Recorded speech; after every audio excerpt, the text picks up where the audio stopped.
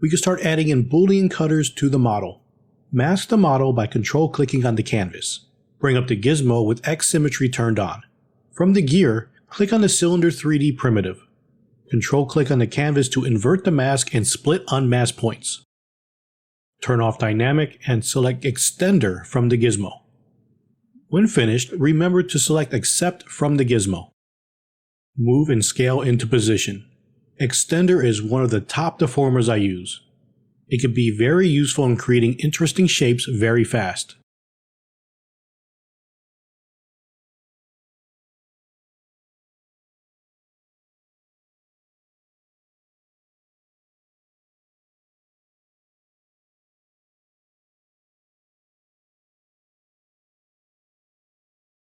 Let's go ahead and mask half the model and scale it in the Y-axis.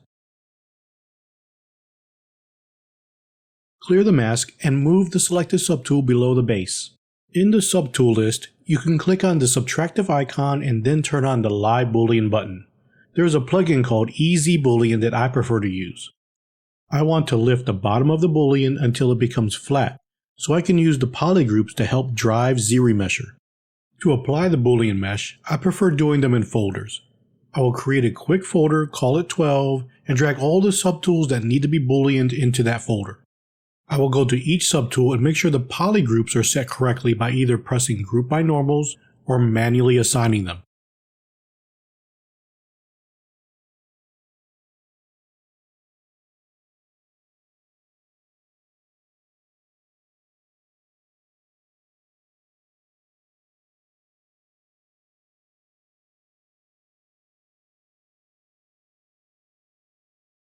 Go to the folder and click on the gear icon.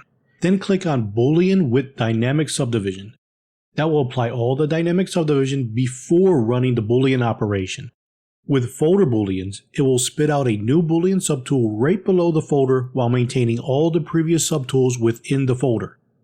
So at any point you can delete the Boolean mesh and go back to make any changes, which happens a lot to me with complex shapes that I either need to adjust the polygrouping or placement of the Booleans.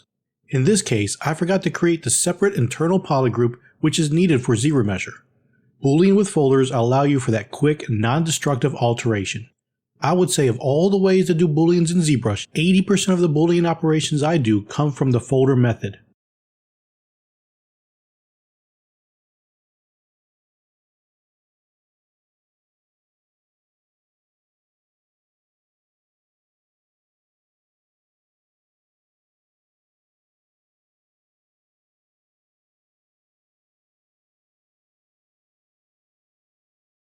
Now that the polygroups are set up, we can redo the Boolean operation from the folder.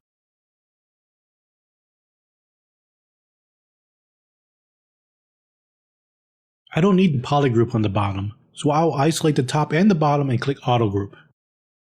Then click on the bottom two polygroups and press Ctrl W to make them one polygroup. So for the red polygroup, I want to use panel loops for them to help ZRemesher out.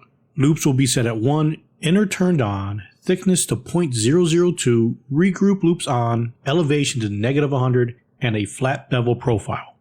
The cool thing about panel loops is you can isolate any polygroup and any hidden polygroups will not be affected.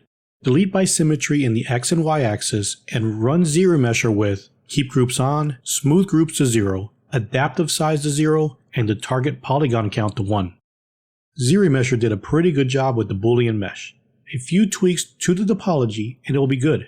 What really helps ZRemesher is the bevel we added with panel loops.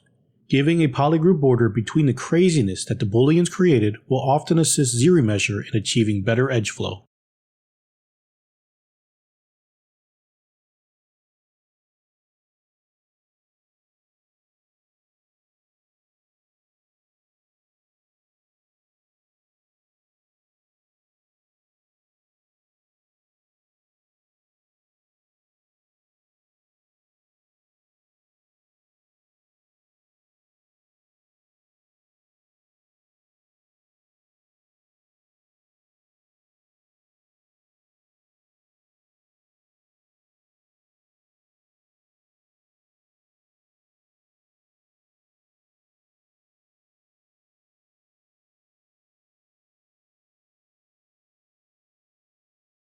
Let's go ahead and clean up the sides as well. ZModeler will respect masking when deleting edge loops. Select Slide from the point action and space out the edge loops.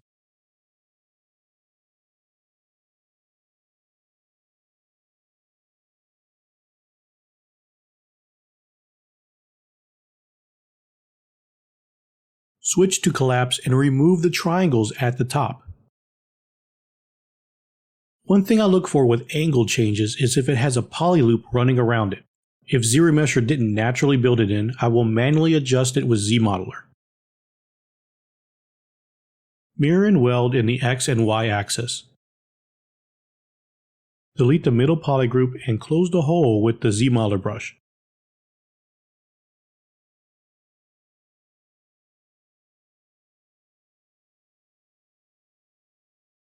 Q-mesh the poly group up. Select the two poly groups and press Ctrl W. Now we can press Crease PG and turn on Dynamic.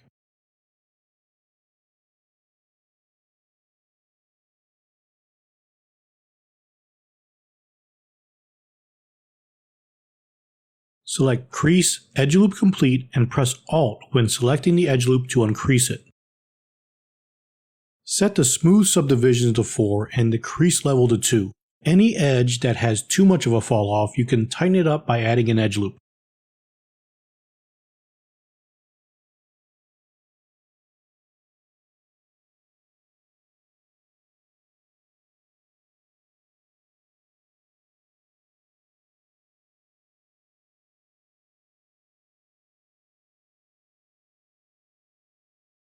By turning on the other subtools, you can see that it's right in the middle of the world. You have to scale it up or down, but the proportions should be correct. Rename the subtool and delete any folders used for the booleans.